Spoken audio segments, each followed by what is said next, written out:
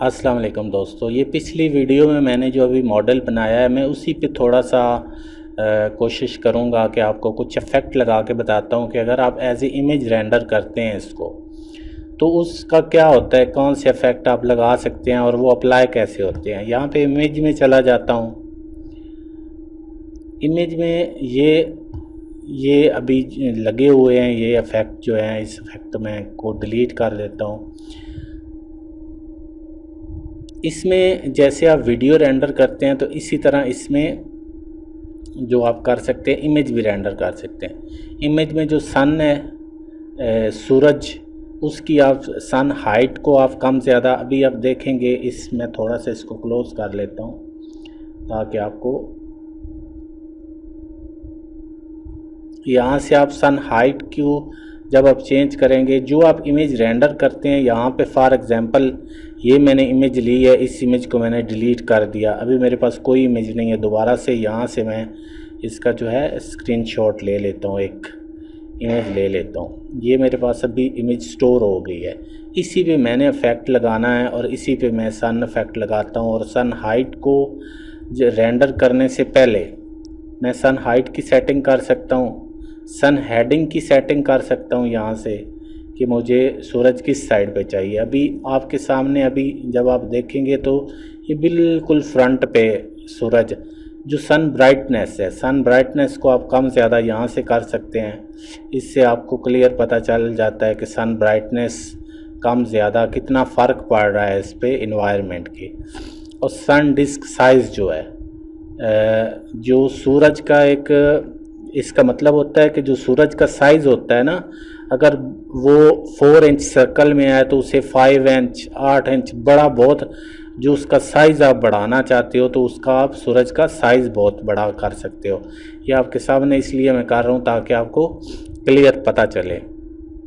उसके बाद जो इफ़ेक्ट होते हैं वो होते हैं ये मुख्तलिफ इफ़ेक्ट। फॉर एग्ज़ाम्पल मैं क्लाउड इफ़ेक्ट लगाता हूँ, ये लगाया और इसकी जो है ऊपर वाला, अगर आपको सूरज का दोबारा से, ये भी आ गया लेकिन आपको सूरज का मेन्यू नज़र नहीं आ रहा, आपको अगर सूरज का मेन्यू आपने लेके आना है तो ये इसकी बैक लगी हुई है स्काई एंड क्लाउड्स के बैक पे, इसको जैसे आप क्लिक करेंगे तो ये यहाँ से क्लोज़ हो जाएगी। जैसे ये क्लोज़ हो जाएगी तो इसके नीचे ये सन का मेन्यू आ जाएगा। तो इसको आप क्लिक करेंगे तो ये जो है इसका खुल जाएगा और आप इसकी सेटिंग कर सकते हैं। अगर इसकी जगह आपने दूसरे की सेटिंग, जितने आप इफ़ेक्ट लगाते जाएंगे इतने वो इफ़ेक्ट का मेन्यू सामने आता जाएगा।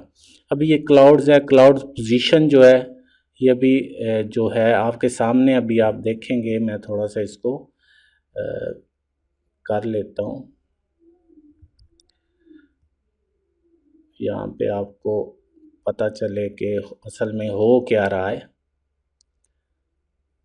ये ऐसा है कि एक आपने तस्वीर बनाई है, आप दूसरी जगह पे क्लिक करके एक दूसरी तस्वीर भी बना सकते हैं, तो उस पे आप दूसरा इफेक्ट लगा सकते हैं। ये क्लाउड पोजीशन है कि अगर आपको इन बादलों की पोजीशन चेंज करनी है तो आप इनकी पोजीशन कैसे चेंज करेंगे।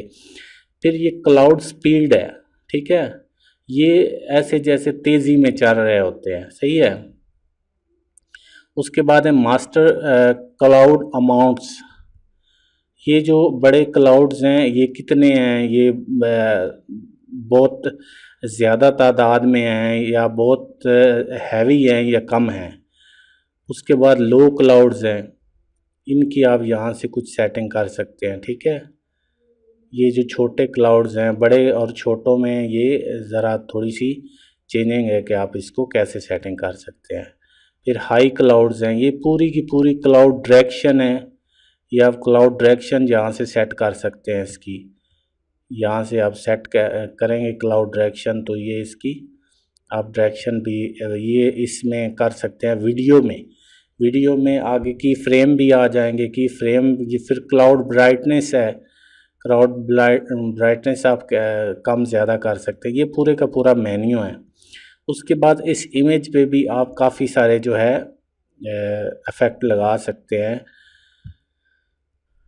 पूरी जो रिफ्लेक्शन इफ़ेक्ट है, ये फॉग इफ़ेक्ट है, अगर आपको फॉग इफ़ेक्ट चाहिए तो आप फॉग इफ़ेक्ट भी अप्लाई कर सकते हैं। फॉग डिस्टेंसिया आप यहाँ से कम ज़्यादा कर सकते हैं, आपको कितनी चाहिए।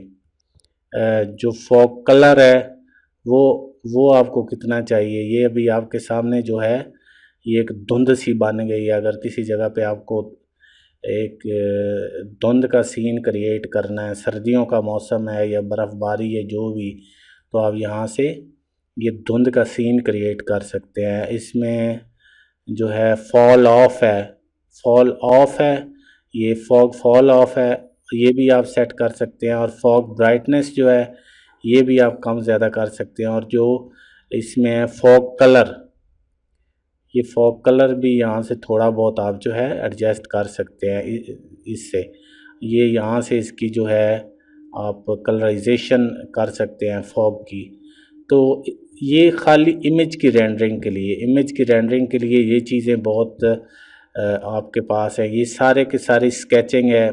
अगर ये आप ये आप बनाएंगे तो आपकी इमेज इस तरह का आपका व्यू बन जाएगा। हाँ, अगर आपको ये आउटलाइनिंग ये डिलीट करनी है तो यहाँ इस पर आप रिमूव पे करें तो ये डबल क्लिक करें तो ये चीज़ डिलीट हो जाएगी। कोई और चीज़ आपने डिलीट करनी, फॉग डिलीट करना, डबल क्लिक करें ये फॉग डिलीट हो जाएगा। ठीक है जी, जितने भी इफ़ेक्ट होंगे ये आप इजीली डिलीट कर सकते हैं। उसके बाद मज़ीद अगर इमेज रेंडरिंग में आपको कुछ और तरह के ये पूरे के पूरे इफ़ेक्ट आप रेंडरिंग में लगा सकते हैं। जैसे आप रेंडर पे ये पूरे इफ़ेक्ट लगाएंगे, इसमें आप जो है ये जो है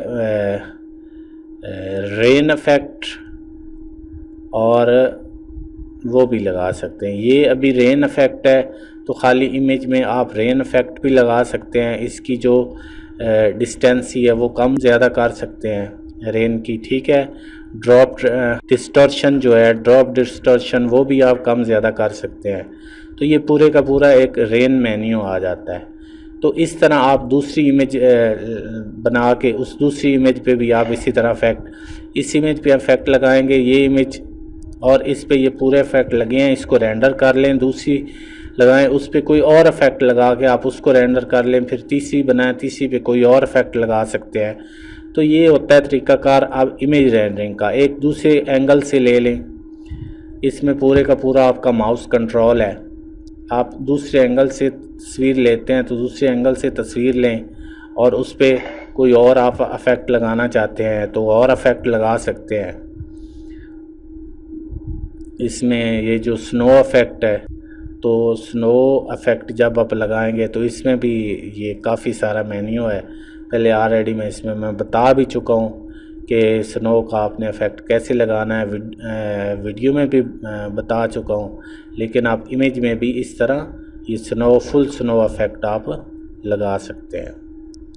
तो ये लूमियन में ये आपको कुछ कंट्रोल्स मिलते हैं जिसकी मदद से आप इसकी रेंडरिंग इजीली कर सकते हैं। रेंडरिंग करने के लिए ये जितने भी आपके पास, अगर एक इमेज को आपने रेंडर करना है, इस पे और इफ़ेक्ट लगाया हुआ है, ये क्लियर है और इस पे और इफ़ेक्ट लगाया, इसको आप जब रेंडर करते हैं तो यहाँ पे रेंडर फ़ोटो पे आप जब क्लिक करेंगे तो आपके पास एक पूरा मेन्यू आ जाएगा। ठीक है, आपने पोस्टर साइज़ लेना है, प्रिंट साइज़ लेना है, डिस्टॉप शेप, ये सारे के सारे आपके पास हैं।